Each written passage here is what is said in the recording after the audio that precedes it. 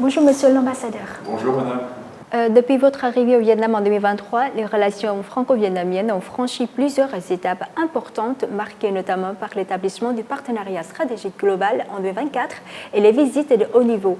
Donc, quel bilan tirez-vous de ces 3 années et quelles avancées concrètes retenez-vous?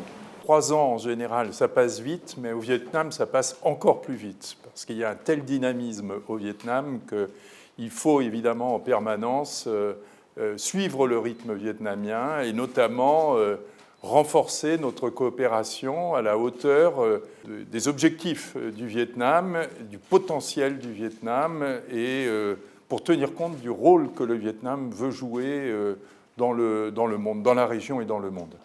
Alors évidemment, la coopération entre nos deux pays a une longue histoire qui remonte à plus de 50 ans depuis que nos relations diplomatiques sont établies, qui a surtout été marquée par l'engagement très fort de la France aux côtés du Vietnam, à partir du moment où le Vietnam s'est engagé dans le Doi Moi. Et c'est en tenant compte de cette coopération historique, solide, de cette amitié très forte entre nos deux peuples, et en tenant compte de tout le potentiel de coopération qu'il y a entre nos deux pays pour accompagner le Vietnam dans sa transformation, que le secrétaire général, président de la République, M. Tholam, lorsqu'il est venu au mois d'octobre 2024 à Paris à l'invitation du président Macron, a proposé à la France d'être élevée au statut de partenaire stratégique global. Et depuis octobre 2024, le travail a été très intense entre nos deux pays, d'abord pour établir un plan d'action de mise en œuvre de ce partenariat stratégique global, plan d'action qui a d'ailleurs été validé définitivement la semaine passée, lorsque le secrétaire général du ministère de l'Europe et des Affaires étrangères est venu et qu'il a rencontré M. Leo Hai-chung, le ministre des Affaires étrangères. Et donc nous avons une feuille de route extrêmement précise à remplir. Et puis, naturellement, lorsque le président de la République, M. Macron, est venu l'an passé, et que là encore, quelques objectifs stratégiques ont été confortés, je dirais, comme des priorités absolues. Je voudrais aussi mentionner que cette coopération bilatérale n'est pas simplement en soutien au développement très rapide du pays, mais elle est également pour avoir une coopération plus forte de nos deux pays sur la scène internationale. Et aujourd'hui, dans le contexte international profondément déstabilisé, chaotique dans lequel nous sommes, il est essentiel que la France et le Vietnam renforcent leur coopération politique également à ce plan. Le partenariat stratégique global a ouvert de nouvelles perspectives de coopération. Et donc, quels sont, selon vous, les domaines les plus prometteurs pour approfondir encore la relation franco-vietnamienne? Le Vietnam a défini des plans très ambitieux de développement de ses infrastructures stratégiques. Je pense à tout ce qui concerne la transition énergétique, tout ce qui concerne également le renforcement des moyens de transport au Vietnam pour lui permettre, d'une façon générale, de développer la connectivité dans le pays. Nous sommes là dans des domaines où la France a une expertise mondialement reconnue et nous avons proposé au Vietnam de travailler de façon très intense dans ces deux domaines, sur la transition énergétique pour aller vers la décarbonation de la production d'électricité, que ce soit dans les énergies renouvelables ou peut-être le nucléaire, et dans le domaine des transports en mettant l'accent sur le ferroviaire. Mais ce que propose la France, en plus de ces coopérations techniques et économiques, c'est d'accompagner le Vietnam pour renforcer son autonomie stratégique, c'est-à-dire d'avoir les capacités de produire par lui-même de façon autonome pour pouvoir décider par lui-même de son avenir.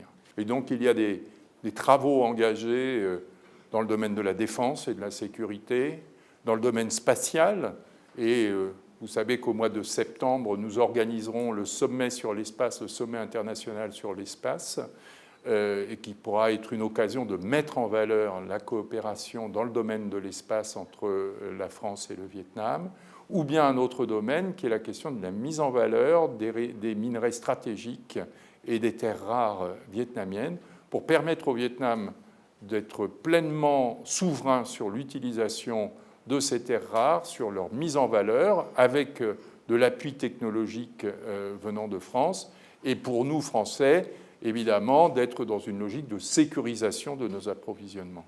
Et le troisième axe, c'est la préparation de l'avenir, c'est-à-dire à la fois d'être dans des coopérations pour former la jeunesse vietnamienne.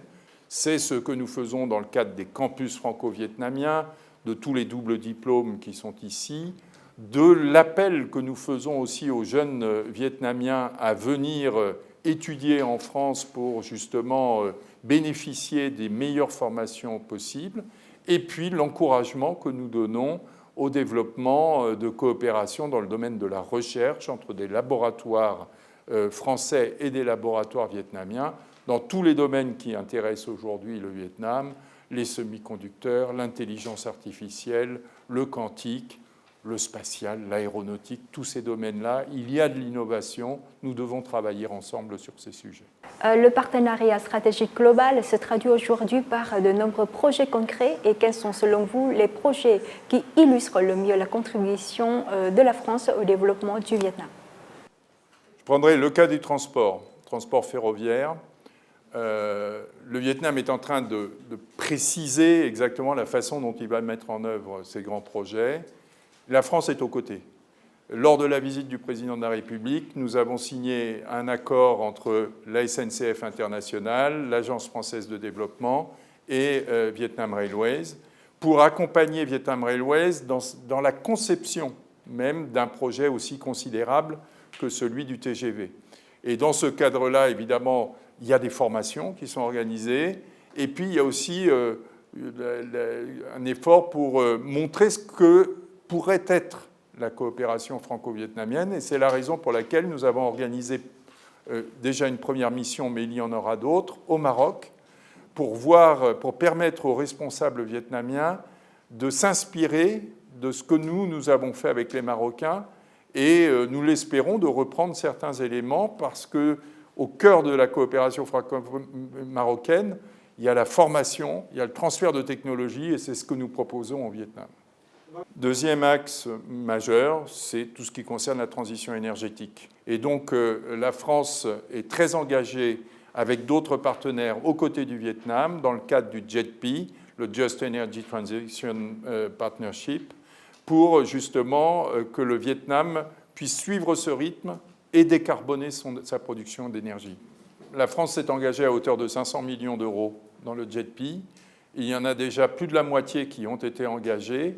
Et j'étais très heureux vendredi dernier. Je suis allé à Binh Duong, à côté d'Ho Chi Minh Ville, pour voir la première réalisation JETP réalisée avec l'aide de l'AFD, qui est donc sur une station de transformation très grande, qui va permettre justement d'intégrer au réseau vietnamien dans le sud, d'intégrer de l'énergie renouvelable, solaire et éolienne, à l'ensemble de l'alimentation électrique. Là, on a très concrètement un projet que j'ai vu naître quand je suis arrivé il y a 3 ans et qui aujourd'hui est sur le point de fonctionner. Et puis un troisième axe très différent, mais qui pour moi est aussi extrêmement important dans le cadre de notre partenariat stratégique global, c'est tout ce qui tient au patrimoine, à la culture, parce que là aussi, c'est l'une des spécificités de la relation franco-vietnamienne, par notre histoire, par notre goût commun pour ces questions, par notre conviction que c'est à la fois l'identité des peuples qui doit pouvoir continuer de s'exprimer au plan international, être défendue, et en même temps que c'est une source de valeur pour l'avenir. Alors on pense bien entendu à la rénovation du pont de Long Bien, sur lequel la France a d'ores et déjà financé plus de 700 000 euros pour des études, et nous espérons que très prochainement les travaux vont pouvoir être lancés et la France est disposée à accompagner la ville de Hanoï pour mener ces travaux. Mais je pense aussi aux parcours historiques qui ont été travaillés pour mettre en valeur le patrimoine ici à Hanoï, ou bien à Dien Bien Phu également, où j'étais encore récemment, et puis aux travaux qui sont menés dans le domaine muséographique. C'est une vieille histoire, ça remonte au musée d'ethnographie de Hanoï, ça remonte au musée de la femme qui est ici, et aujourd'hui je suis heureux de voir au Temple de la littérature qu'il y a de la coopération muséographique franco-vietnamienne. Il y a un grand projet à Dien Bien Phu avec le mémorial de Caen.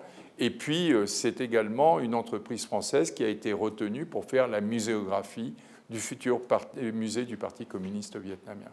À l'approche du sommet de la francophonie qui fera son retour en Asie-Pacifique, quel message souhaitez-vous adresser aux jeunes Vietnamiens, mais aussi aux entreprises et à tous ceux qui contribuent à renforcer l'amitié entre la France, la communauté francophone et le Vietnam?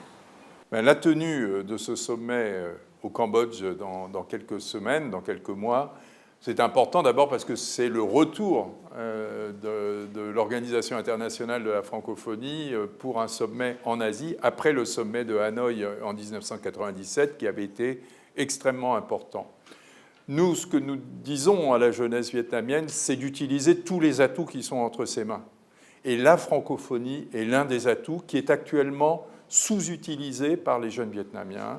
Il n'y a pas assez de jeunes Vietnamiens qui apprennent la langue française.